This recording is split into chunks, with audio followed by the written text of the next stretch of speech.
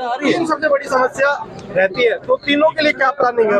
कूड़ा की तो मैंने जैसे आपको बताया कि अभी ट्रायल बेस पे हमने 3 जिलों में हमारे महाग्राम पंचायत थे और हमारे जो 5000 के आसपास की आबादी वाले गांव और जो छोटे गाँव का क्लस्टर बनाकर हमने पायलट प्रोजेक्ट के रूप में इसको शुरू किया है।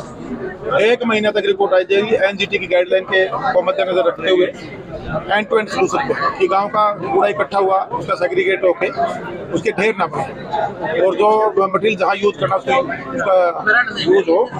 और आने वाले समय में बहुत जल्दी हम कोशिश करेंगे कमिश्नर लेवल पे और ब्लॉक जिला लेवल पे इसको पूरे प्रदेश तक लेके जाए। उससे काफी बड़ा बदलाव जो एक सफाई को लेकर हमारे हरियाणा प्रदेश में आएगा और ये सरकार का एक बहुत बड़ा फैसला होगा।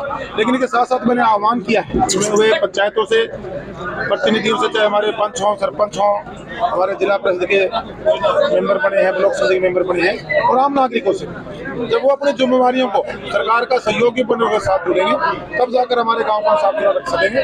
आप अगर ये समझे अकेला सरकार गाँव को साफ कर सकती है, मेरा ये मानना है शायद संभव नहीं। आम नागरिक की भागीदारी इसमें अंदर बहुत ज्यादा जरूरी है।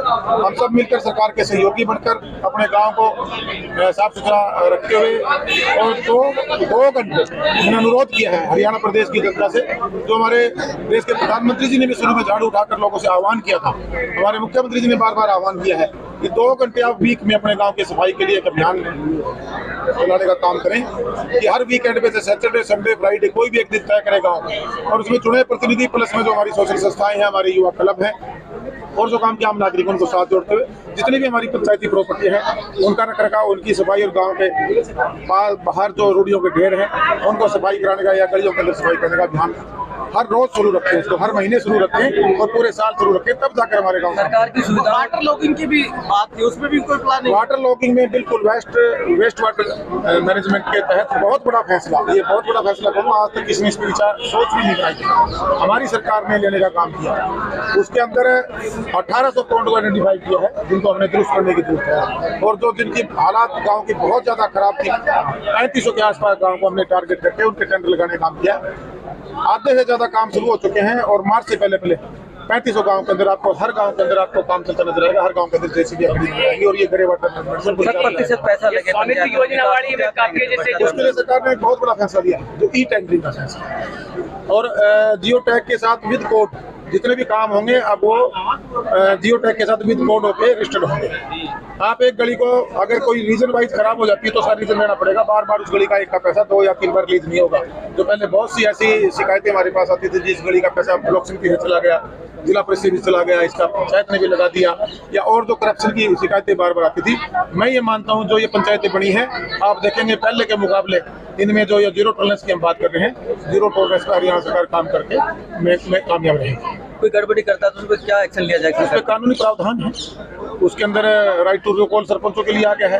हर गांव के अंदर वो करप्शन में लिप्त होता है या किसी और चीज में आता है या वो डिलीवरी नहीं देता है तो जनता ही बुला लेगी वापिस। सर कानूनी प्रक्रिया तो है ही, अफसरों पर भी लागू होती है और हमारे जैसे कोई भी हो, पंचायतें हों, जिला परिषद में हो, ब्लॉक समिति में हो, विधायक हो, सब पे लागू होती है कि उस पर तो कानूनी कार्रवाई सबके लिए बराबर। आम नागरिक पे जो कानून बेहतर है वही चुनावी प्रतिनिधि पर है। 2 सदी का 2 वर्ष में काम करेंगे, किस तरह से पुस्तकें लाएंगे? इसमें टीम आज मैं यही आह्वान इनसे करने आया हूँ, जो जन संवाद हमने जिला लेवल पर रखा है, जो चुने हमारे नए प्रतिनिधि आए हैं चुनकर पंचायतों के रूप में, मैंने उनसे यही आह्वान किया है वो अपनी ड्यूटियाँ लें, अपने चार्ज लें, अपनी पंचायतों की मीटिंग बुलाएं, मीटिंग बुलाकर अपने प्राथमिकता के साथ ब्लूप्रिंट लेकर गांव में बैठे हमने क्या क्या सुधार शुरुआत करनी है।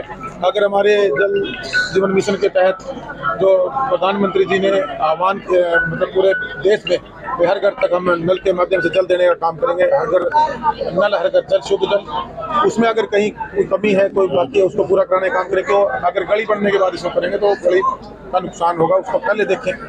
बिजली जहाँ अगर लाइन लॉस नहीं है वो देने का अगर 24 घंटे तक सरकार देना चाहती है और दे भी रही है, 18 घंटे 16 घंटे 22 घंटे अगर लाइन लॉस नहीं है तो 24 घंटे भी हम गाँव में शहरी तर्ज पे सुविधाएं जाने।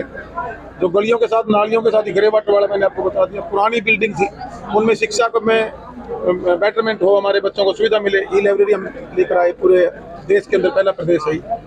इसी प्रकार से हमारे युवाओं के लिए आधुनिक जिम जो 3 स्टार होटल भी होता है वो जिम हम बना के देने लग रहे हैं। महिलाओं के लिए, हमारी बुजुर्ग महिलाओं के लिए हम संस्कृति भवन बना कर देने लग रहे हैं। जो गाँव के अंदर जमीनें पड़ी हैं जिनमें कूड़े के ढेर लगे उनमें पार्क बना कर देने लग रहे हैं। गाँव की गलियों पर स्ट्रीट लाइट लगा कर देने लग रहे हैं। पूरे प्रपोजल हमने 9 कार्यक्रम हमने मेरे मंत्री बनने के बाद माननीय मुख्यमंत्री से चर्चा करके इनको हमने इम्प्लीमेंट करने में लगे और 10-20% काम शुरू हो चुके हैं। अब सरपंच आए, इनसे हमें सपोर्ट मिलेगी। जो थोड़ी जानकारी रखता है, जिसका काम में इंटरेस्ट है, मैं गारंटी देता हूँ आप देख लेना 2 साल के अंदर वो सरपंच कितना काम कर देगा, 10 साल जितना काम 2 साल में करेगा। एक स्वामित्व योजना में काफी जैसी गलतियां हैं, उसको लेकर कोई करेक्शन? उसमें बार बार 2-3 बार हमने कैंप लगाकर उनको दुरुस्त करने का किया।